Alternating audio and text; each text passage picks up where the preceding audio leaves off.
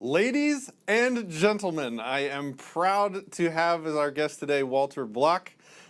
He is Harold, he is Harold E. Worth Endowed Chair and Professor of Economics at Loyola University, New Orleans, a Senior Fellow at the Mises Institute, the author of almost 500 refereed articles in professional journals, 24 books, thousands of op-eds, lectures widely lectures widely on college campuses, delivers seminars around the world, and appears regularly on television and radio shows. Professor Block counts among his friends Ron Paul, Murray Rothbard. He was converted to libertarianism by Ayn Rand. Block is old enough to have once met Ludwig von Mises and shaken his hand. Block has never washed that hand since. So if you shake his hand, it's pretty dirty, but what the heck? You channel Mises. Welcome, Walter Block. Thanks for that kind introduction. I'm delighted to be with you. I am so excited to have this conversation, and I hope we can have many more in the future. But to start, I thought a great topic for us that you're on the leading edge of in the libertarian thought space is consent and more importantly, or more specifically, the withdrawal of consent. I think it's a finer detailed point that most probably miss in this area. So ethics is consent. To a large degree, to a total degree probably. And when we enter into an agreement or a contract, we have to also remember that we have the right to withdraw our consent at any time, right? Well, I don't know about withdrawing. I certainly I certainly know that we should give consent before anything occurs, but about withdrawing, that's a little bit more complicated. I don't see you anymore. I just see me, a big picture, and then a little picture. Could you put yourself, there you are. There's your pretty face. All right. Great. I'd like to see who I'm talking to. Sure. The libertarian essence, or the libertarian axiom, or the libertarian principle is the non-aggression principle. Libertarianism is a theory of what is just law. And its answer is that just law is the law that incorporates the non-aggression principle. Namely, you can do anything you want, just keep your mitts off of other people and their possessions unless you have their permission. So that's just law. And consent is very, very important because suppose tonight there's a boxing match between the boxer and the MMA fighter. I forget the names of these people. McGregor and Mayweather, yeah. Mayweather, right. And they're going to punch each other. And one is going to punch the other. The other can't say, hey, that's assault and battery. What are you doing? I'm going to call the cops on you. Why? Because he's given consent. Namely to be hit above the belt, not to be have his ear bitten or to be hit below the belt. And even if you hit below the belt, if it's an accident, the referee is going to just make you touch gloves. If you do it too much, you'll be disqualified. So there is consent to being hit above the belt. And that's very, very important. Otherwise, it would be assault and battery. And it's the same thing with sadomasochism. The sadist beats the masochist, but the masochist agreed to it. He gave consent to it. So again, it's not assault and battery. Now, there are complications because, a 5-year-old can't give consent to some things. If a 5-year-old was in a boxing match, that would be a violation of rights because we don't think 5-year-olds can consent to that. Then there's, statutory rape. If you go to bed with a 5-year-old girl, you're a statutory rapist. We don't think, even if she agrees, we don't think she's capable of agreeing. You go to bed with a 25-year-old woman, and if she agrees, then it's not statutory rape because we think 25-year-old people are adults. Well, what about 14, 15, 16? It gets complicated. It's sort of a continuum. Where do you draw the line? There's no one place. You can't say, well, it's 16 years and 5 months, because what about 16 years and 4 months or 16 years and 6 months? So, well, the society, it's got to be somewhere between 14 and 18. If it's 12, it's too young. If it's 22, it's too old. But that's my own, instinct on this, and other people might have different instincts. Right. Now, consent comes in the question of what do they call it? Specific performance contracts. Right. Suppose I'm a tightrope walker. I walk on tightrope 100 feet in the air, Hmm. and I hire you to hold a net under me. And because if I fall, you'll catch me and I'll be saved. But halfway through the thing, you say, well, I've got better things to do, or I'm quitting, or Right. something like that. Well, I don't want you to withdraw your consent at that point. I don't think it would be legitimate for you to withdraw your consent at that point. If I had a friend of mine standing there, maybe in a wheelchair, but with a gun. But a wheelchair means he can't take over the net, but he's got a gun. And he says, look, I'll shoot you if you don't keep holding that net for Walter. I think this friend of mine in the wheelchair would be entirely justified. So this correlates, or this moves into the question of voluntary slavery. That was So the perfect sort of story to illustrate the exact area that I wanted to discuss today. So, like with boxing, you're in the ring, you've consented to be punched, but halfway through the match, he's not going to do it. But he could withdraw his consent. He's like, "All right, I give up. I'm done. I want to stop this," and yes, suffer whatever penalties he has in his contract for all he quitting. has to do is touch his knee to Yeah. the canvas, or go to the referee and say, "Hey, I quit." And there was actually a boxer, a very famous boxer, who said "no mas," which means in Spanish "no more." Hmm. Fists of Stone, I forget. He was a very, very famous, very excellent boxer, a world champion, and he had a bad day, and he said "no mas," which means I give up, Hmm. and he withdrew his consent. And if the other guy kept punching him, that wouldn't be good. The referee would stop the other guy from punching him. Right. Okay, so let's talk about voluntary slavery. Here's the situation. My son, God forbid, has a horrible disease, and the only way to cure him, it costs $5 million. And I don't have the money. I'm very poor. You are a very rich man, and you long wanted me to be your slave. And I make a deal with you. I say, look, give me 5 million, and I'll give it to my son's doctors. They'll save him, and I'll come be your slave. I'll work on your plantation, or I'll work in your factory, or whatever it is, or I'll give you economics lessons, and you can treat me like a slave. If you don't like the lesson, you can whip me and maybe even kill me, maybe not torture me. It all depends upon the contract we draw up, this voluntary slave contract. And you benefit because you value my servitude more than the 5 million. You're very rich. I benefit because I value my son's life more than my freedom. And as in the case of every voluntary trade or barter or whatever contract, in the ex ante sense, namely at the time of making the deal, we both expect to gain. Otherwise, we wouldn't do it. Right. Okay, so now you give me the 5 million. I give it to my son's doctors. You save his life.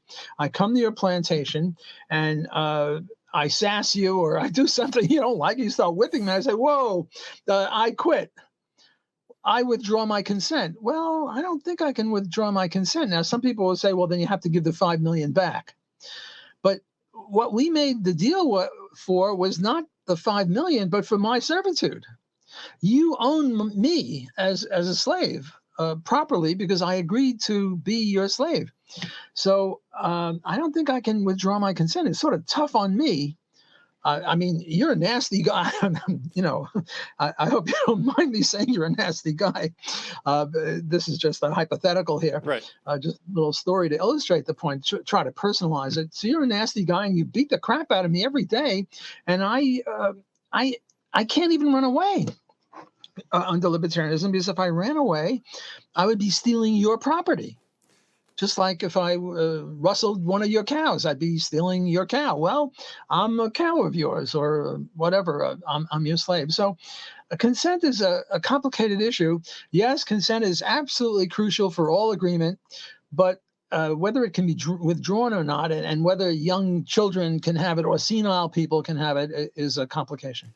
Interesting. So I've heard of this legal term called duty to perform that is usually not a thing, right? So like if I agree to build a software program or a website for someone, they pay me some money, and I don't do it, or I do it not up to the standards of our contract, and they sue me, they take me to court. The judge can't or won't make me finish the project the most the judge would do is make me return the money, or maybe with some damages, on top of it. Because I still have the ability to sort of, like, let's say I get halfway through the website project and he's wanting me to add some content that's immoral or something that I disagree with, and so I withdraw my consent. I'm like, I'm off this project. I don't want to do this anymore. Here's your money back. Well, no. If I start adding things, like I say, you got to put pornography in there now, and you're anti-pornography. Okay, so that was a bad example. Yeah. So it's a little different. Yeah. I changed the contract, but suppose I didn't change the contract. I said, look, you agreed to do it, do it. Mm-hmm. Well, it seems, one way to do it is to get you to post a bond. Mm-hmm. You post a bond, give it to my lawyer or a bank for $20,000, whatever it is. And if you don't do the thing, you lose your bond that you posted. That would be one way to get you to do it. Or like an exit clause, like, if you fail to perform this, then this happens. Your property transfers to me, your money transfers to me, something like that. Yeah, you have to pay a penalty. But the question is, can there be a specific performance contract where you can't stop? And if you stop, someone can shoot you and be justified in shooting you. And the reason I gave the tightrope walking example is I really need you. Yeah. If you walk away, I'm sort of all messed up. Yeah. Whereas, if you don't finish your contract to do my computer or sing at my wedding or, something like that, it's not that important. So I'm trying to make the best case for the specific performance contract. And I think under libertarianism, you can do this. Now, here I disagree with Murray Rothbard, who is my mentor, my friend, my guru, who I think very, very highly of. He and I disagreed on this issue. He said that, you're alienating the will. Well, yeah, you're alienating my will. I want to run away from you because you keep beating the crap out of me and whipping me. But I say will schmill. I don't care about the will. I care about a legitimate contract. And I signed that contract. I got that $5 million from you to save my son's life. And it's too bad on me if I want to renege. I suppose it is. I suppose as long as the failure to perform punishment was part of the contract. Like if I'm signing myself over to slavery, and if I at any point try and run away, you have the ability to shoot me. If that's in the contract up front, then I think I'm agreeing with you now. Yeah. Yeah. It would have to be very specific and put in a contract, because this would be very unusual. The case of my son, or the case of the acrobat walking on a wire. So this took a turn, actually. This was not where I was expecting the conversation to go, so this is awesome. I was thinking that we were going to go over into the realm of... I remember a video of yours. I've watched every piece of video content I can find of you on the internet. I just want you to know that. You are a mentor of mine, for sure. I'm definitely a fan. And one of the videos, you were talking about that... some people use it as like the problem with property ownership. If you own a house and then someone else buys a ring of property surrounding your house and then builds a wall on that property, denying you sort of access to your property, well, they've stolen your property, sort of post facto. But I think you argued that they would have to provide some sort of easement, and someone had a problem with that because it basically puts a positive obligation on the property ring owner, and you said, no, that's not a positive obligation. That's just to keep yourself from being evil. Did I tell that story right? Yes, you did. Here's a book I wrote, The Privatization of Roads and Highways. Okay. And the point that I made, there are really two issues. One is that, and the other has to do with homesteading. Can you homestead in the form of a donut with a hole in the middle? So I approach this in two ways. The first one is, if we had private roads and you have a house and I own the 4 roads around the block that you live on, and I won't let you out, or I won't let you in, right? How do we deal with that problem? It's sort of an objection. 3/4 of the book is dealing with objections, and 1/4 is, saying why we should have private roads. It'll save lives, competition, and all that. Right now, if you were to buy a house, you would buy title insurance.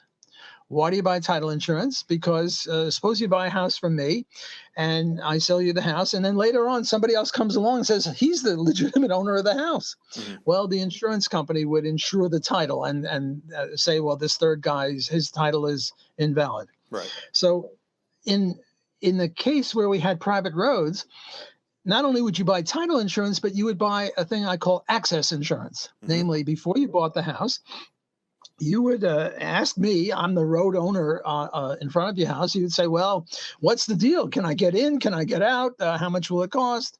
And I would have every incentive to be reasonable and to make a nice contract with you, because I want you to buy a house or to build a house on a road, because if nobody builds houses on the road that I own, my road isn't worth squat. So I will make a nice contract with you and say, look, I'll never charge you more than I charge anyone else, or whatever the deal is. I'm going to try to entice you to buy the land in the first place and put in a house or a factory or whatever. Okay, so that's one issue. The other issue is a very different issue, and that is, can you homestead virgin territory in the shape of a bagel or a donut? And now a bagel or a donut has this shape, whereas, here we are. Yep. A hole in the middle, and then there's territory around the thing, and then there's the outside. And what I say is you can't. It's illegitimate. Let me just roll back a little bit. When I said that the essence of libertarianism was the non-aggression axiom or the non-aggression principle, it's really two things. It's the non-aggression axiom or principle plus private property rights based on homesteading, and then title transfer. If I buy or sell something voluntarily, we can change ownership over it. But homesteading is crucial, and we go back to John Locke and Murray Rothbard, and Hans Hoppe has made great contributions to this as well. And my claim is it would be illegitimate for you to homestead in the bagel format, because then what you would be doing is precluding me from getting in on the inside, that say square mile, the middle square mile in the middle of your territory. And now you control it, even though you've never touched it, you've never homesteaded it. Right. And that's illegitimate. And we can think of a small bagel where you only have a square mile inside and maybe a couple of 100 yards thick. But we can also think of the bagel as the equator, or the Tropic of Capricorn, or the Tropic of Cancer, any of that, namely a real big bagel. Right. And now you can preclude access to me of half the planet. If you now homesteaded the equator, and you won't let anyone go above or below, right? Or let's say you're the first one on this new planet. Let's say you go to the moon or Mars, and you homestead the equator of the moon, and you're not going to let anyone by, and yet you only homestead a little bit of the moon or Mars, and yet you're controlling half of it, and maybe virtually all of it. So that's illegitimate. An interesting question. Sorry, go ahead.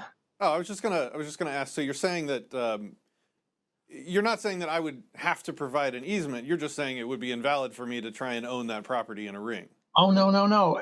If you wanted a homestead in that format, then you would have to provide me with an easement. Okay, and that wouldn't be a positive obligation. That would just be me not being evil. That's crucially important insight on your part. Yes, it would not be a positive obligation.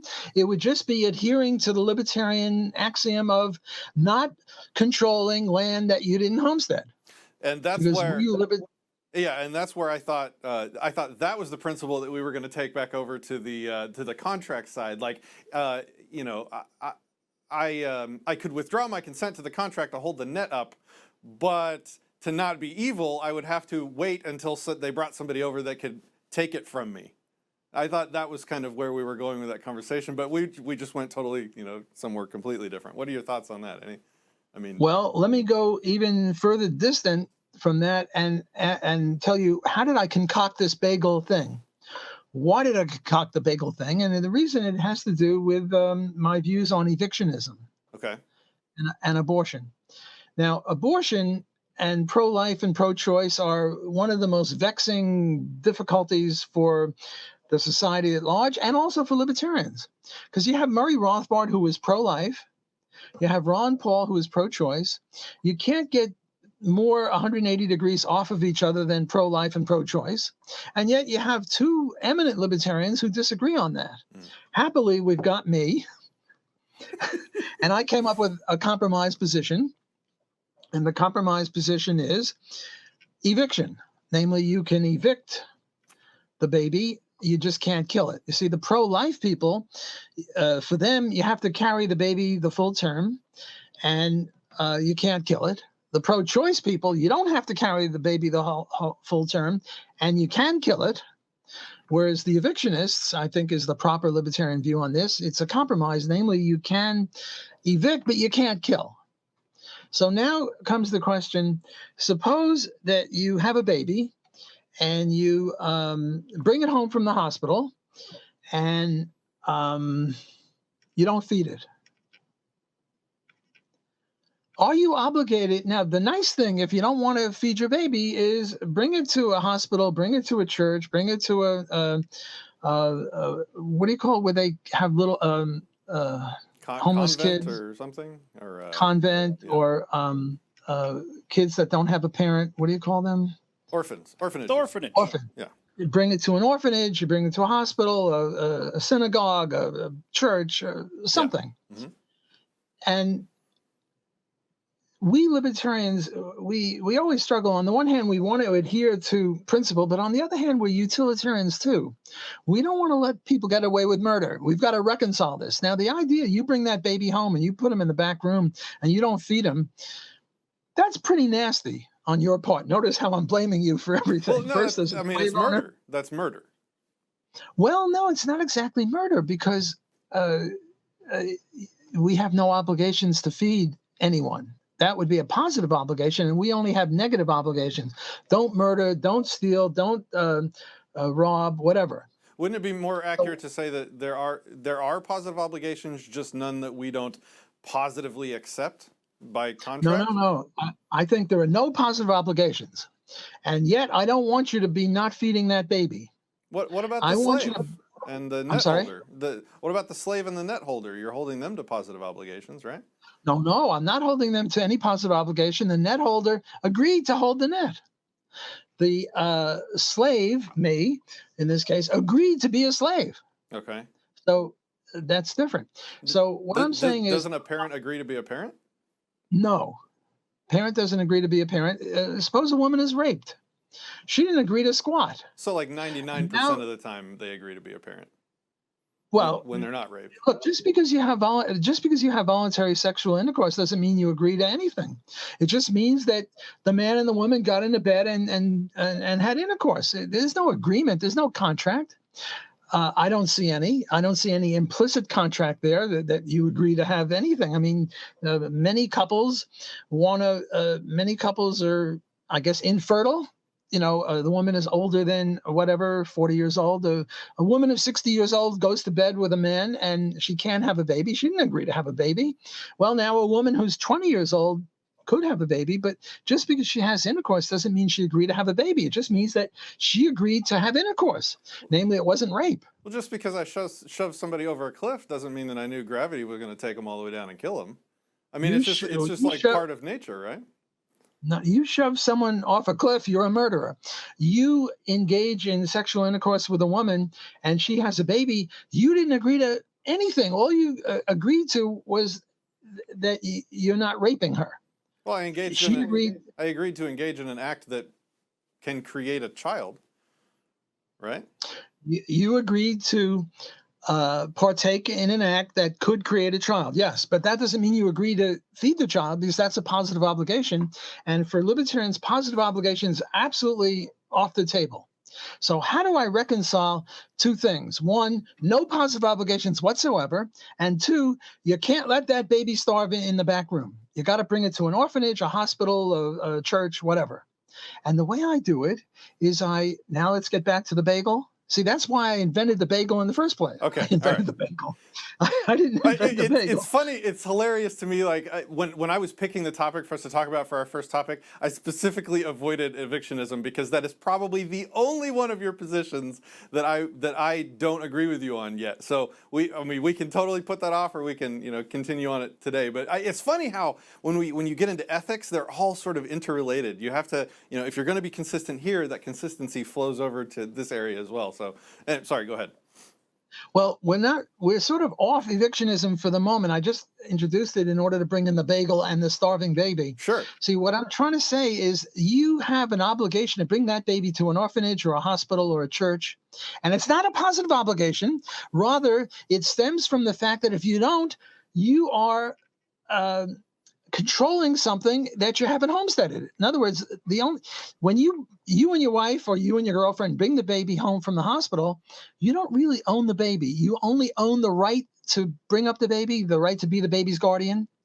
And I think the libertarian view with regard to property or cows is once you homestead it, you own it.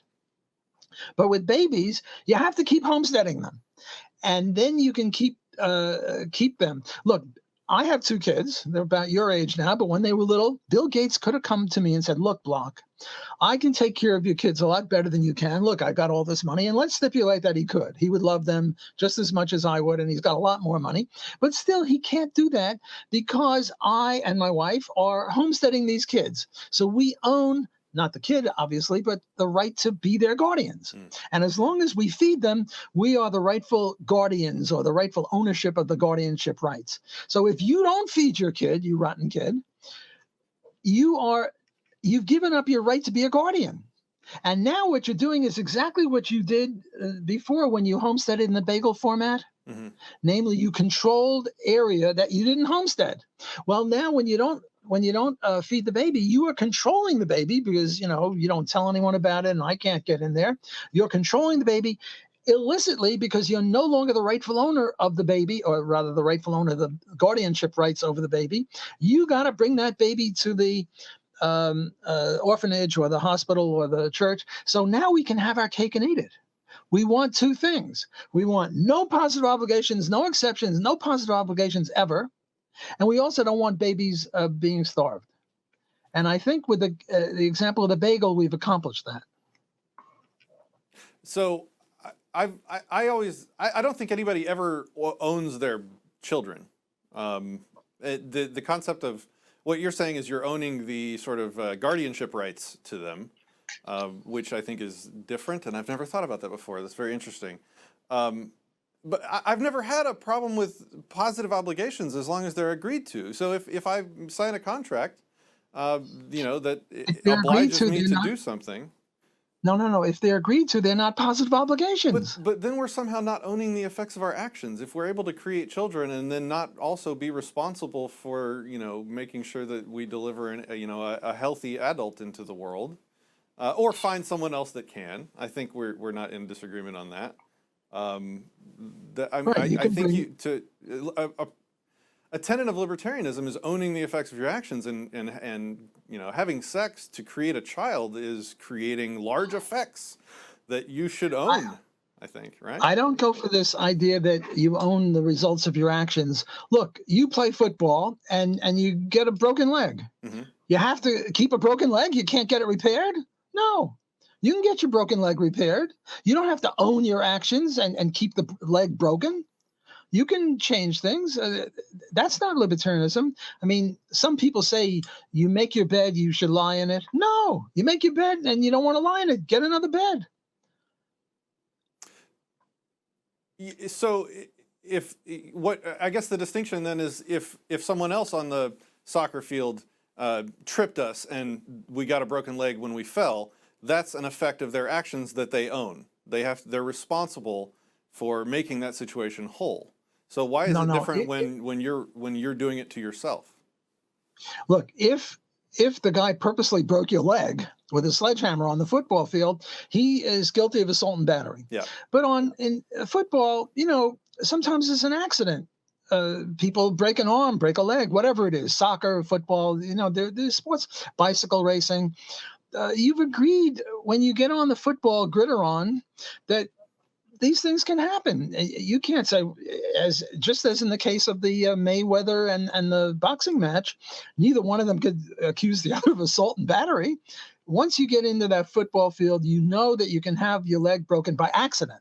Mm-hmm. If it's on purpose, like with a sledgehammer or illicitly, well, then the guy is guilty of assault and battery on the football field. Just as if you were to box me and in your glove you had a horseshoe or Yeah. whatever, an iron thing, you'd be cheating. Yeah. I didn't agree to be hit by a boxing glove with metal in it.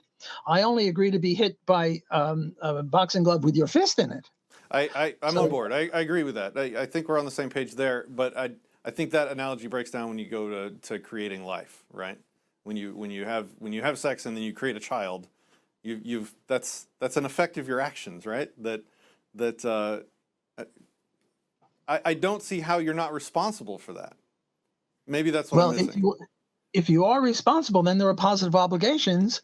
And now I think we're outside of libertarianism. Look, let's take the case of rape. The woman is walking down the street. Yeah. She gets grabbed. She gets impregnated. Yeah. And she's responsible for. She's not responsible for anything. Now let's take the case of voluntary intercourse.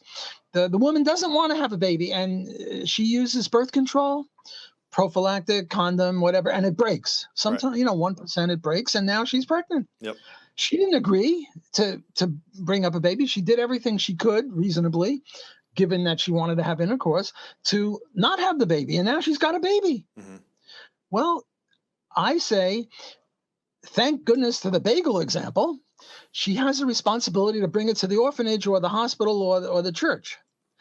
And you agree with me, she doesn't have the obligation to raise it because she can bring it up for adoption. And if somebody else will take the baby, fine. I do agree with you. But part of that obligation that you're talking about to bring it to an orphanage would also be to gestate long enough to where it can survive with someone else, right? Now we're getting into evictionism. Yeah, I know. That's okay. We're having fun. We're having a free. I am having a blast. I hope you know that. This is amazing. No, we're having fun, and we're hopefully doing some good and trying to deal with difficult issues. So I'm happy. I'm a happy camper. Okay, I'm happy to be with you. We're still friends on your show. Now, you're pro-life. You think that the woman has to bring it to gestation, namely 9 months or 8 months or whatever it is. Well, the case of rape, I think, messes you up a bit because every baby is innocent. The rapist is guilty, but yes. the baby who is the result of rape is innocent. Yep. But all babies are equally innocent. And if you say that do you think that the raped woman has an obligation to keep that baby for 9 months? I haven't approached that side of it yet. So you may have found a problem with my argument, but for everyone else, the 99.6% of non-rape babies, I think we're covered. No, but once you give in on any one case, and then I assume that all babies are equally innocent, then I think your case is very weakened, fatally weakened. Okay. And also the case of when the woman uses a condom, or the man uses a condom, the woman insists. She didn't agree to any baby, and she tried not to have a baby. Look. But it's a fact of nature that they contain, maintain, they possess the natural machinery to create babies, and it's sort of on them to protect that machinery from being. Well, let me think. Yeah, see, I got to think through this with rape. This is a tough one. Well, so, like, if I own a factory and I've got a machine inside that creates life, and somebody breaks into my factory and uses my machines without my permission and creates a life, am I responsible for that? Do I have some kind of obligation to protect my machinery from being used? Otherwise, I'm liable. No, I don't. I don't think you do. I don't think that's a consistent position. No, I don't. That guy's the bad guy who broke into your factory that creates life. That would be the rapist or the criminal in this case. Yeah. Let me try to convert you to evictionism. My favorite argument on this is not a deontological argument, it's a utilitarian argument. Right now, if we adopted evictionism, 1/3 of babies would be saved. because there is such a thing called partial birth abortion, and what they do in the 8th month when the baby is perfectly viable, well, not perfectly viable in the 8th month, but viable, they go in and they suck the baby's brains out and they pull it out dead. And there might be more despicable things than that, but I can't think of any offhand. Yeah. I mean, that is pretty disgustingly despicable. Yes. Well, if we adopt evictionism, one third of babies would be saved from that. Because now the mother can evict but not kill, and you have to evict in the gentlest manner possible. Look, if I step on your front lawn, you don't take a bazooka and shoot me. What you do is you say, "Hey, block, do you realize you're on my property?" I say, "Oh, I'm sorry, I didn't realize," and I walk around. Well, that's it. Now, if I sass you and say, "Well, I'm staying here," well, now you can escalate and kick me off, but you have to do it in the gentlest manner possible. Like if you have a net or a rubber bullet or a water cannon and you shoot me instead, I think that you are guilty of excessive defense, so to speak. Yeah, sure. Okay, so the woman has to evict the baby in the gentlest manner possible, which means no partial birth abortion. So 1/3 of babies are all saved. So that's one point for evictionism. The second point is that as medical technology progresses, right now, only the babies in the last trimester are viable outside the womb. But as medical technology progresses, then in the 6th month, in the 5th month, and eventually all babies will be able to be alive under eviction. You know that in 200 years, if we don't blow ourselves up in the interim, medical technology will advance such that the baby is viable just in the fertilized egg. You take the fertilized egg, you put it in a super petri dish, and the baby turns out fine. My heart is sort of with the pro-life side because I like human beings. I like life. I want to promote life. Well, if we adopt evictionism, then eventually we'll win. Whereas right now, if we don't adopt evictionism, we'll never win. And I hate to tell you, we're losing. We're losing the war right now. There was this great line in the Mel Brooks, The Producers, where the Nazi was saying, "We're losing the war." You had to have seen that. He was singing a song about losing the war. We are losing the war. We pro-life types are losing the war. The pro-choice people are winning, and you're having. Forget about the fact that you have to pay for other people's abortions. I mean, that's even worse. But they can get a legal abortion, and that's problematic from a utilitarian point of view because we don't want anyone to be dead. Yeah. So I'm trying to convert you to the one true faith here. I try and completely avoid utilitarian arguments. I really try and stick with ethics. So, I mean, even if we save 1/3 of the babies, you're still sort of hoping or expecting, or even, no, you wouldn't say obligating, the hospital to then take care of those babies and keep them from dying, and then other people to adopt them. And if none of that happens, the baby still dies. And who is that on? Who is that death on? In the case of rape, probably the rapist, right? I think we had a comment. I think we had a comment from a listener. It was, let me read that real quick. Yeah, I actually have it right here. It was, here we go. So with rape, the woman wouldn't be morally responsible for carrying the baby to term. And if she chooses to kill the baby, the rapist is also a murderer. That's from Master Alcone. What are your thoughts on that? Well, the rapist is a criminal. We know that. There's no question about that. But if the rape victim, the pregnant woman, evicts the baby in the 2nd month, and nowadays the baby dies, yeah, I like that. Sure, let the rapist be a murderer, but not the woman. The woman has a right to evict a trespasser, and if there's any. If a unwanted fetus due to rape is not a trespasser, then there's no such thing as trespassing. I mean, there's something growing inside of her, and it's her property. I mean, what I'm trying to do here is to get back to libertarian property rights. Yeah. And I say, well, who owns the woman's womb? Who owns her stomach? She does. Certainly, yeah. And that is something growing in her that she didn't invite in. She didn't contract. Now, there is such a thing as a host mother. You and your wife can't have a baby for some reason, and you impregnate the host mother, and she agrees for $50,000 to bring the baby to term. Yes. She can't change her mind. Yeah, sort of all things are possible with contracts, right? So as long as everybody agrees, yeah. Right. So there would be a case where it wouldn't be a positive obligation. That host mother is contractually obligated to keep that baby going, but the rape woman is not contractually obligated to do anything, and nor is, I think, the woman who has voluntary sexual intercourse. She didn't make any contract. Just because, look, suppose she purposely got pregnant. She sought to get pregnant, and then she was going to evict. Yeah, that would be the best case from your point of view. I can see why you don't like that. I don't like it much either. But we have to square it with libertarianism. And you're a deontologist. You don't like utilitarian arguments. Okay, fair enough. I'm not a big fan of them, but I'm desperate here. I'm trying to convert you. So I resorted to a utilitarian argument. But this woman purposely wants to get pregnant so that she can evict. What libertarian law did she violate? Now, you say, well, you make your bed, you have to lie in it, you have to be responsible for your actions. That's not libertarianism. Well, the baby being killed. That's not libertarianism. We have to stick to libertarianism. And libertarianism has got just two things. One, non-aggression, and two, private property rights. This other thing you're smuggling in. You're now becoming a thick libertarian on this. Are you into the thick versus thin libertarian business? I've heard of it. I'm not entirely sure what it means, I guess. So go ahead. Well, what it is, thin libertarians or thin libertarianism is just those two things.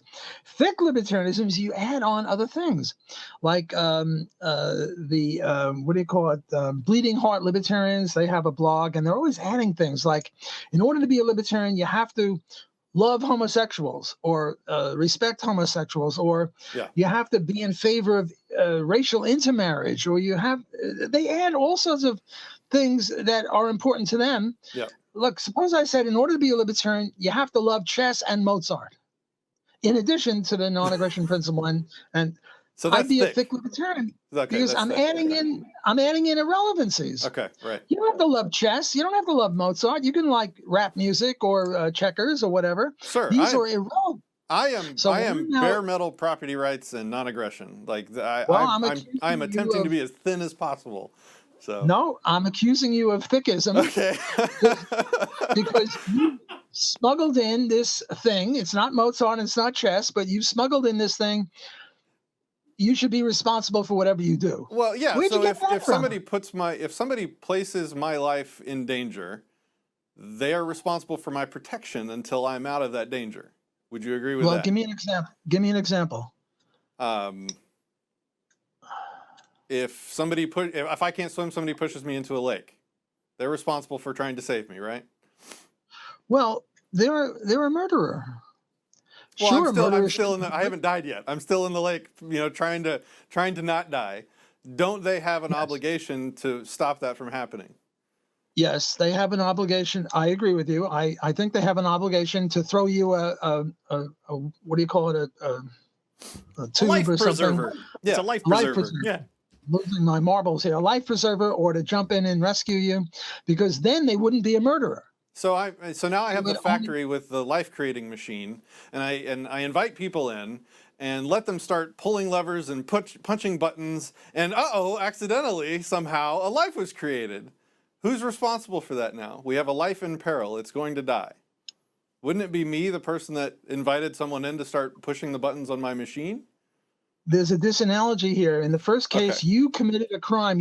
I committed a crime. I pushed you off the cliff. I was a criminal. Okay. In the second case, there was no criminal. It's just you invited people in, and they pulled a lever and they pushed a button, and now life came out.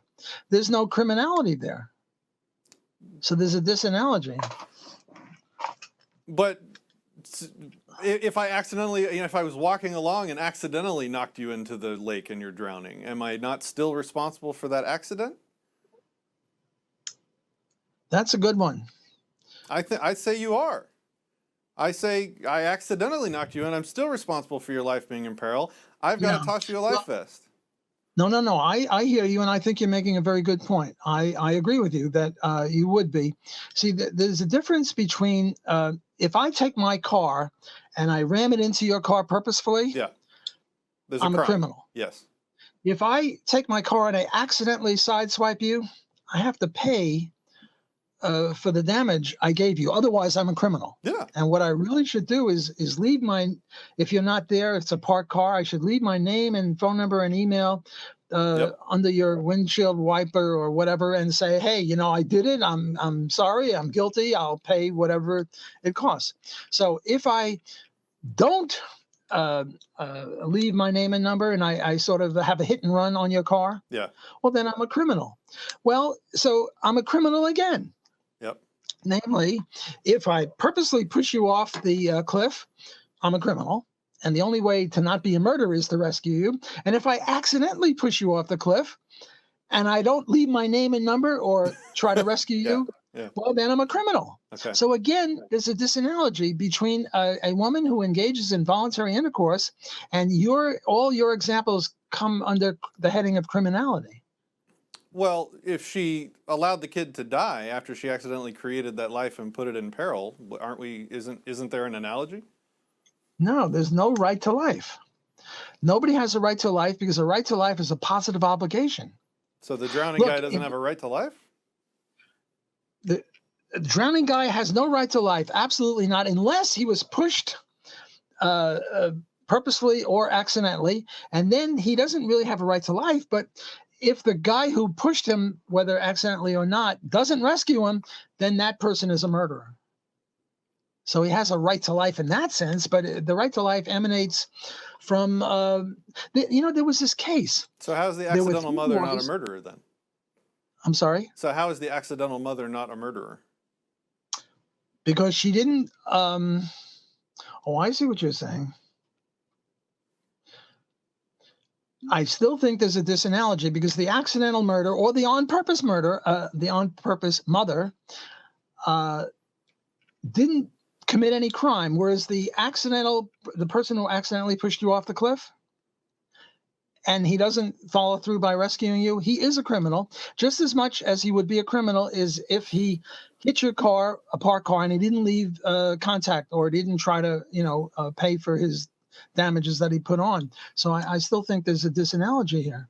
Okay. So I'm accusing you of thick libertarianism, adding this extra thing to the non-aggression principle. But look, we don't have to agree to everything. No. And I'm going to probably watch this episode like 4 times and really think about this stuff again. And I hope you'll come back on after whatever amount of time so we can continue. Oh, absolutely. This is one of the best interviews that I've ever had. A lot of interviews that they'll just say, well, what do you think? And then I say what I think. And they'll say, what do you think about this?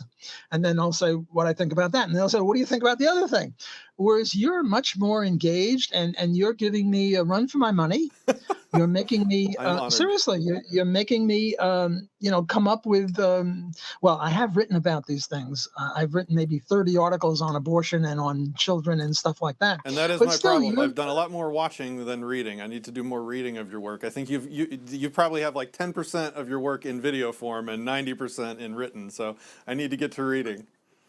But the point is that you're an excellent interviewer. You're making it come alive in a way that, like a lot of our listeners are going to have the same questions that you had and are very grateful to you for asking them of me and making them in a very attractive way. Namely, you're putting the point very articulately. So I'm delighted to have you as my